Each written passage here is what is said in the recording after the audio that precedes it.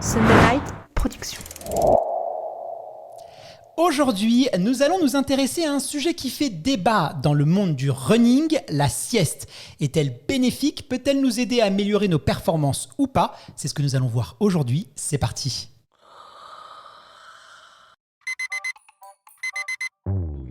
Le sommeil est un élément clé de la performance en course à pied. Mais face au stress quotidien et à l'intensité des entraînements, bien dormir peut vite devenir un véritable défi. Chaque vendredi du 3 au 24 novembre, nous allons vous aider à dormir comme un champion avec l'aide d'un médecin spécialiste du sommeil. Des règles à connaître aux techniques d'endormissement instantané, en passant par les pièges à éviter, préparez-vous à devenir un expert du sommeil. Bonne écoute! Bonjour à toutes et à tous et bienvenue dans notre nouvelle capsule autour du sommeil. Chaque vendredi du 3 au 24 novembre, nous allons nous plonger au cœur d'un sujet qui impacte chacun d'entre nous, le sommeil. Vous avez peut-être déjà vécu cette scène. Vous vous êtes réveillé aux aurores pour aller courir avant d'entamer une matinée de travail bien chargée. Et après votre pause déjeuner avec vos collègues, vous sentez une petite lourdeur dans vos paupières. Votre chaise de bureau est en train de se transformer soudainement en un petit lit douillet et vous luttez pour garder les yeux ouverts. Et vous vous demandez si peut-être qu'une petite sieste, ça pourrait être la clé pour retrouver votre énergie et votre forme. Eh bien, si cette situation vous parle, si vous vous intéressez à la sieste et si vous voulez savoir si elle est bonne ou pas quand on pratique la course à pied, eh bien, vous êtes au bon endroit. Et pour nous guider à travers les méandres de la sieste, je suis ravi d'accueillir à nouveau le docteur Yasmine Spitz, psychiatre et expert du sommeil. Salut Yasmine, j'espère que tu vas nous aider un peu à démêler le vrai du faux autour de la sieste. Comment est-ce que tu vas? Est-ce que toi, tu es une pratiquante justement de la sieste à titre personnel? Bonjour Guillaume, alors je pratique pas très souvent, mais parfois effectivement, une petite sieste en début d'après-midi, histoire de retrouver de l'énergie, un esprit plus vif, ça aide. Bon, écoute, on va voir si c'est une bonne chose parce que les avis divergent quand même. Moi, j'ai déjà entendu du pour et du contre. On va analyser un peu tout ça. Avant de plonger dans le vif du sujet, est-ce qu'on pourrait déjà, en guise un peu d'introduction, essayer de bien définir ce qu'est une sieste? Parce que souvent, moi, j'ai des amis qui dorment, des athlètes professionnels, souvent qui dorment 2-3 heures dans l'après-midi, qui appellent ça une sieste. D'autres, ils me disent non, moi c'est vraiment au bureau, un petit assoupissement de quelques minutes, et ils disent aussi qu'ils font la sieste. Est-ce qu'il y a un cadre? Comment est-ce qu'on pourrait définir la sieste pour que vraiment ce soit clair pour tout le monde? Alors, la sieste, c'est vraiment un épisode de repos intentionnel, de durée variable, qui se pratique le plus souvent en début d'après-midi, puisque c'est le moment où on a une baisse de vigilance physiologique, donc c'est le plus facile pour s'endormir. Et il existe différents types de siestes. Alors, effectivement, ça peut aller de 5 minutes, de quelques minutes, pour ceux qui arrivent à s'endormir le plus rapidement, à généralement 1h30, un cycle de sommeil. Après, quand on parle de sieste de 2-3 heures pour des sportifs avec des niveaux de sport intense, c'est vrai que ça peut, mais il faut voir est-ce que leur nuit de sommeil est suffisante. Voilà, c'est des concepts un peu différents. Bon, maintenant qu'on a les idées un peu plus au clair, j'aimerais qu'on passe aux choses sérieuses. La sieste, de manière générale, est-ce qu'elle est bénéfique pour tout le monde? Parce que généralement, à qui on recommande de dormir? C'est souvent aux enfants, c'est souvent aux bébés, aux enfants, aux personnes jeunes.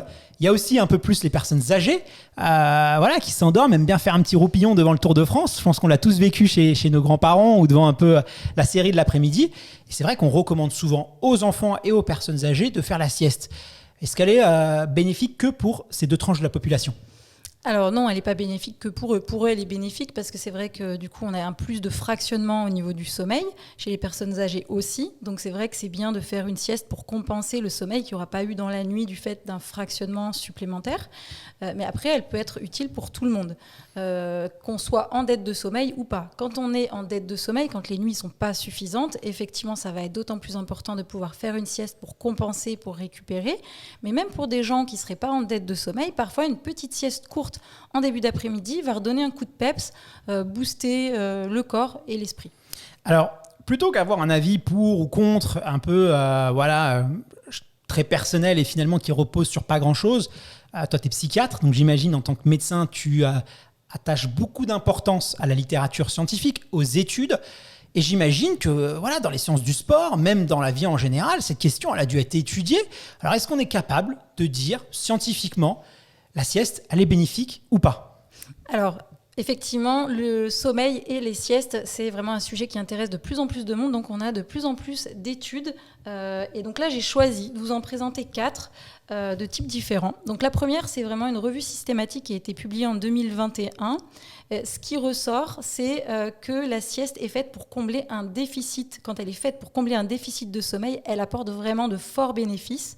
Quand elle est faite à visée prophylactique, donc en prévision, juste comme ça en plus, elle apporte aussi des bénéfices, mais qui sont moins flagrants. Donc c'est finalement assez logique. Mais par contre, il ne faut pas se mettre en dette de sommeil volontairement en se disant « c'est bon, c'est pas grave, je récupérerai avec une sieste », parce que c'est quand même pas le même type de sommeil. L'idéal étant toujours de dormir une bonne nuit de sommeil. Ensuite, il y a une étude vraiment la plus récente, c'est une méta-analyse publiée en 2023. Alors, une méta-analyse, en fait, c'est vraiment une méthode statistique qui combine les résultats de plusieurs études indépendantes sur un même sujet dans le but d'obtenir une synthèse quantitative et une compréhension plus précise. On étudie plein d'études. Voilà, c'est ça. C'est vraiment un ensemble d'études qui sont des études quand même assez puissantes avec une méthodologie correcte.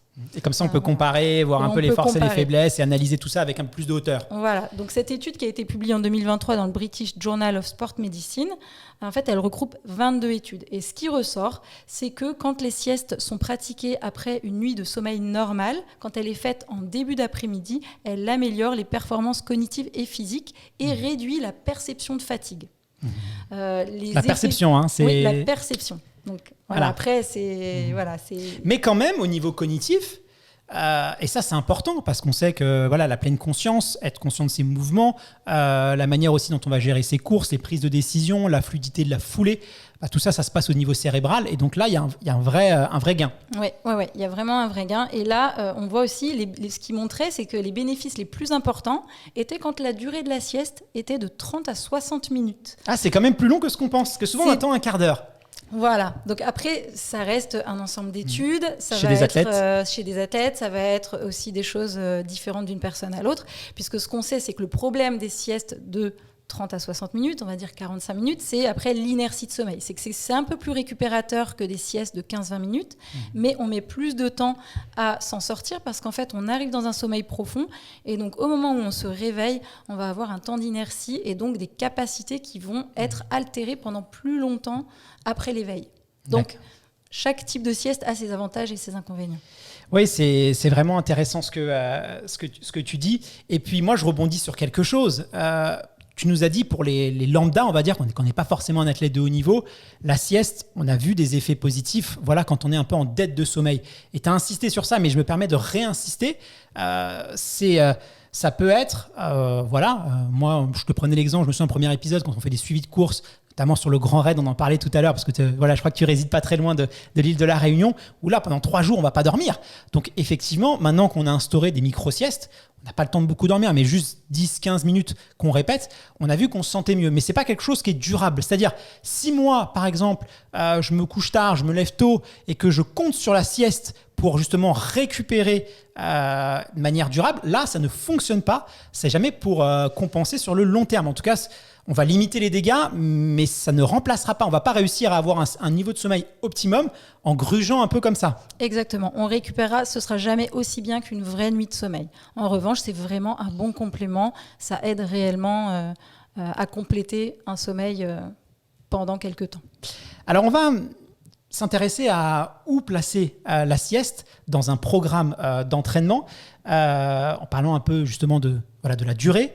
Et aussi, quand est-ce qu'on doit la placer ? Parce que, par exemple, en Éthiopie, moi j'ai eu l'occasion de faire un stage en Éthiopie, les coureurs se lèvent assez tôt, ils vont s'entraîner le matin, ensuite ils petit déjeunent, parce que souvent ils ont un café, mais ils vont très peu déjeuner, donc hop, ils prennent, alors c'est pour moi les footings classiques, je parle, des sorties longues, ce genre de choses, pas forcément l'intensité, qui vont petit déjeuner, et ensuite ils vont faire la sieste finalement fin de matinée. Tu vois, c'est assez surprenant. Il y a des personnes aussi qui vont faire la sieste plus à 17h, 18h, parce que c'est là où ils vont commencer à piquer du nez. D'autres, c'est vraiment après manger. Est-ce qu'il y a vraiment un moment idéal, si on doit positionner la sieste, pour qu'elle soit la plus bénéfique possible? Idéalement, ça va être vraiment en début d'après-midi au moment de la baisse de vigilance et pas trop tard dans l'après-midi pour éviter qu'ensuite ça diminue la pression de sommeil pour le soir et que ça altère la qualité de la nuit suivante. Donc vraiment, le début d'après-midi est le moment idéal. Maintenant, dans les cas des sportifs de haut niveau qui ont plusieurs entraînements, l'important, c'est que ce soit plutôt entre les 2 entraînements. Donc fin de matinée, c'est tout à fait possible. Il y a une étude d'ailleurs de 2023 qui a montré chez des rugbymen que entre ceux qui faisaient une sieste entre les 2 entraînements du matin et de l'après-midi, en fait, réussissaient à avoir de meilleures performances sportives sur leur entraînement de l'après-midi, avec aussi une perception de la fatigue moins importante. Donc voilà, vraiment, après, c'est à adapter en fonction de chacun. Globalement, le début d'après-midi, c'est pas mal quand même. Mais ça, c'est intéressant parce que moi, quand je parle à des athlètes de haut niveau qui ont fait une transition, qui étaient des athlètes de très bon niveau, mais non professionnels parce qu'ils travaillaient à côté, à mi-temps ou à un plein temps, et quand ils sont passés professionnels, et je leur pose la question, finalement, qu'est-ce qui a changé? Est-ce que le fait d'être professionnel, tu peux t'entraîner plus? Et ils me disent que non. Ils me disent finalement, même en tant qu'athlète non professionnel, salarié, ils s'entraînaient déjà très intensément, donc ils ne peuvent pas rajouter des séances d'entraînement. Ça va les aider pour les stages, parce qu'ils peuvent partir en stage, 3-4 semaines, ce qu'ils ne pouvaient pas faire quand ils étaient salariés. Et le truc qui revient tout le temps, c'est la sieste. Vu qu'ils doublent, quand ils travaillent, ils ne pouvaient pas faire de sieste le midi. Et là, ils vont toujours pouvoir doubler, faire l'entraînement matin et le soir, ce qu'on appelle le bi-quotidien. Et là, ils vont pouvoir mettre une sieste au milieu. Et du coup, ils ont l'impression que ils vont pas rien changer à l'entraînement, mais ça va être plus efficace. Et donc, ça vient corroborer ce que tu me dis, tout simplement. C'est exactement ça, c'est qu'ils améliorent leur récupération. Et donc, du coup, avec un entraînement pareil, leur entraînement de l'après-midi va être plus efficace. Ils vont mieux récupérer et donc, les performances vont s'améliorer. Parlons maintenant de la durée, parce que ça, c'est une question qui fait débat. Tu vois, avant l'émission, moi, j'ai anticipé que tu vas me dire une bonne sieste, c'est 15-20 minutes, justement, avec tout ce qu'on entend sur les cycles du sommeil et tout. Et là, tu me dis 45 minutes, voire 1 heure. Là, je suis un peu stupéfait. Concrètement, combien de temps doit durer la sieste une fois pour toutes? Vraiment, la sieste idéale, c'est autour de 20 minutes. Plus ou moins 5 minutes. C'est vraiment ça, la sieste idéale, parce qu'elle va permettre une récupération à peu près de redonner un coup de boost sur 1 ou 2 heures. Elle va stimuler les fonctions cognitives, stimuler le physique, etc. Donc, c'est vraiment l'idéal. Maintenant, il y a des gens qui vont réussir à dormir 30-45 minutes et malgré une inertie au réveil, ça ne va pas trop les gêner. Ils n'ont pas besoin d'être efficaces dans l'heure qui suit. Et dans ces cas-là, il n'y a pas de souci. Ça va régénérer un petit peu plus. Ensuite, il y a ceux qui font vraiment 1h30, un cycle complet de sommeil. Et là, ça va vraiment permettre des régénérations de 2 à 6 heures. C'est ce qu'on dit pour aider encore plus à récupérer. Mais voilà, c'est vraiment, ça dépend. La tolérance est très différente d'une personne à l'autre. Et puis, il ne faut pas oublier que pas assez dormir, c'est néfaste pour la performance, mais à contrario, et on n'y pense peut-être pas assez, trop dormir, être en excès de sommeil, c'est pas bon non plus. Alors après, excès de sommeil, tout dépend. Si on est en excès de sommeil, c'est parce qu'il y a un problème à côté. Parce que sinon, en soi, on n'est pas vraiment en excès de sommeil. Parce que des fois, plus tu dors, on le voit en vacances, tu vois. Souvent, ça c'est quelque chose de très classique. Tiens, on a le temps, on peut dormir, on fait des siestes et tout. Donc on va plus dormir et on se dit, mais je dors 2 fois plus qu'avant et je suis encore plus fatigué en vacances. Donc tu vois, comment on peut expliquer ça? Ça, je pense que plein de gens l'ont vécu. Ouais, mais alors dans ces cas-là, c'est que certainement il y avait une grosse dette de sommeil accumulée et qu'en fait, il y a besoin de récupérer, tout simplement. Donc il vaut mieux lâcher prise pendant les vacances et récupérer. Et ça peut être le stress, c'est pas seulement une dette de sommeil, mais tiens, on est un peu moins anxieux. Voilà. Et donc. Et ça, c'est un phénomène important. C'est que des fois, les gens pensent qu'ils n'ont besoin que de 6 heures de sommeil et ils tiennent, mais parce qu'en fait, ils tiennent sur l'adrénaline. Le stress, en réalité, s'ils étaient plus relâchés, leurs besoins seraient plutôt de 7h, 7h30, par exemple. Hyper intéressant. Alors, on va parler un peu des astuces pour s'assurer d'un environnement idéal ou encore ce genre de choses. Moi, on m'a partagé un petit conseil que je trouve plutôt pas mal, qui est contre-intuitif. On m'a dit avant ta sieste, bois un café. Alors je me dis, mais c'est bête, parce que si je bois un café, je ne vais pas dormir. On m'a dit, si justement, bois un café avant d'aller à te reposer. Est-ce que tu peux nous expliquer pourquoi justement c'est un conseil qu'on peut entendre et s'il est intéressant ou pas? Parce qu'en fait, le temps que le café fasse effet, la sieste sera finie. Parce que finalement, le café, quand on le boit, il fait pas effet forcément instantanément. Il y a le temps d'assimilation du corps. Donc, si vous prenez votre café et que vous êtes couché dans les 2 minutes, finalement, quand votre sieste est finie au bout de 15-20 minutes, hop, vous avez l'effet du café et donc ça rebooste au moment du réveil. Donc voilà, ça permet, dès qu'on se réveille, on a la caféine qui fait effet. Et donc, on est un peu moins pâteux, on est un peu moins dans les nuages parce qu'on a cet effet-là. Donc effectivement, moi, c'est une petite méthode intéressante. J'aimerais qu'on aborde maintenant un sujet qui concerne plus particulièrement les adeptes de trail et surtout d'ultra-distance, ultra-trail, ce genre de choses, ou vraiment les 24 heures. Dans ces compétitions, on voit souvent, parfois, des coureurs, alors pas forcément les coureurs élites, mais voilà, c'est quand même une minorité. La plupart des coureurs qui vont, on parlait de la Diagonale des Fous, beaucoup de coureurs amateurs, ils vont justement faire ces micro-siestes pendant leur épreuve. Même sur l'UTMB, on le voit. Et on va pas se mentir, dormir pendant une course, ça peut aussi être moi j'ai l'impression que ça peut aussi être à double tranchant parce que d'une part, y a le risque de se démotiver. Franchement, une fois que tu as goûté, voilà, tu es dans ta petite, des fois, une petite tente avec des petits, pas des matelas, mais des espèces de petits, tu sais, trucs de camping là où tu peux dormir dessus, tu as un risque de te démotiver, tout simplement pas envie d'y aller, en tout cas avec la même intensité que tu avais avant.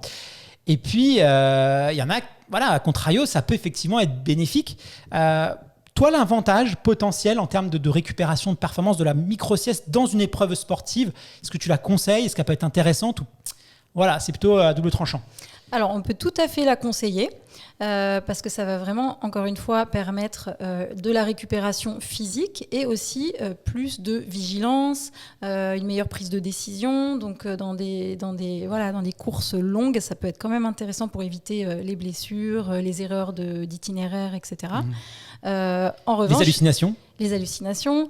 En revanche, c'est mieux de tester quand même avant, de se connaître un peu, de savoir dans quel état on est quand on se réveille d'une sieste. Et puis c'est vrai que la question de la motivation au réveil, peut-être ça va être important de se préparer, pourquoi pas une phrase un peu mantra qu'on va se répéter au moment où on se réveille, qui va nous motiver.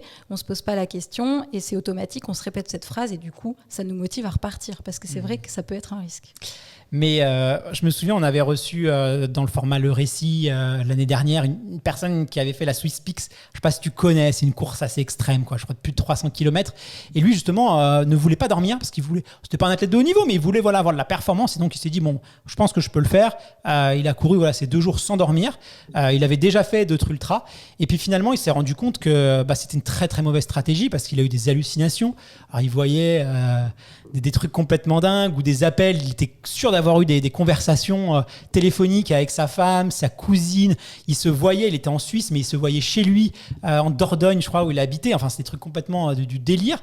Et ça a été complètement contre-productif. Et ça, il expliquait en raison d'un manque de sommeil. Donc, il se serait endormi un quart d'heure, en fait, plusieurs fois. Il aurait eu un meilleur temps au final, quoi. Ouais, effectivement. Et en plus, là, il a pris vraiment des risques. Il s'est mis en danger. Est-ce qu'il y a des contre-indications quand même ou si on a par exemple tout le temps envie de faire la sieste, est-ce qu'il y a des choses peut-être qui doivent nous alerter si on a tendance vraiment à beaucoup piquer du nez? Qu'est-ce que tu pourrais nous dire autour de tout ça? Alors oui, la sieste est déconseillée particulièrement chez les personnes insomniaques. Donc voilà, ça c'est vraiment déconseillé. Les personnes insomniaques, c'est important de faire une prise en charge très globale et la sieste est vraiment contre-productive du fait des questions de rythme qu'on a pu discuter, etc. Donc ça, voilà. Ensuite, la sieste, elle peut être parfois déconseillée pour les gens qui n'arrivent pas à se limiter à leur sieste de 15-20 minutes et qui vont à chaque fois repousser le réveil et puis du coup, qui vont partir dans des siestes trop longues. Ça va pouvoir décaler ensuite leur sommeil le soir, ils vont avoir du mal à s'endormir. Et donc, en fait, pareil, ça donne un rythme qui est complètement anarchique et ça ne va pas les aider à mieux récupérer puisque ça va juste entretenir la fatigue. Donc ça, c'est vraiment des situations principales qui posent souci. Pour trancher une fois pour toutes, comment tu pourrais un peu synthétiser tout ce qu'on vient de se dire? Quels sont selon toi les éléments clés à retenir en matière de sieste? Le temps, nous expliquer, est-ce qu'on doit faire ça tous les jours ou uniquement par exemple quand on a des séances de fractionner? Voilà, pour resynthétiser un peu tout ce qu'on s'est dit. Finalement, la sieste, c'est un moyen de récupérer, mais c'est toujours un moyen de récupérer à minima par rapport à un bon sommeil la nuit. Donc l'idéal, c'est toujours de bien dormir la nuit. Ensuite, la sieste, en cas de dette de sommeil, c'est vraiment utile pour aider à moins se blesser, à être plus efficace, mieux à l'entraînement, etc. Donc vraiment, il ne faut pas hésiter à en faire quand il y a besoin. Même si vous n'avez pas besoin, ça donne un petit coup de boost. L'idéal, 20 minutes en début d'après-midi, et là, c'est parfait. Par contre, la sieste, effectivement, à 18h en rentrant du boulot, il y a toutes les chances que ça vous empêche de dormir. Merci infiniment pour tous tes précieux conseils. On se retrouve dès la semaine prochaine pour parler des techniques d'endormissement. On va voir si on peut, comme ça, en un claquement de doigts, tomber dans les bras de Morphée. Ça peut être pratique, justement, sur les ultras ou quand on est en travail pour faire une sieste, ou le soir en plein pas marathon où on a tendance à cogiter. Voilà, donc j'ai hâte de faire cet épisode et je te dis à la semaine prochaine. À la semaine prochaine.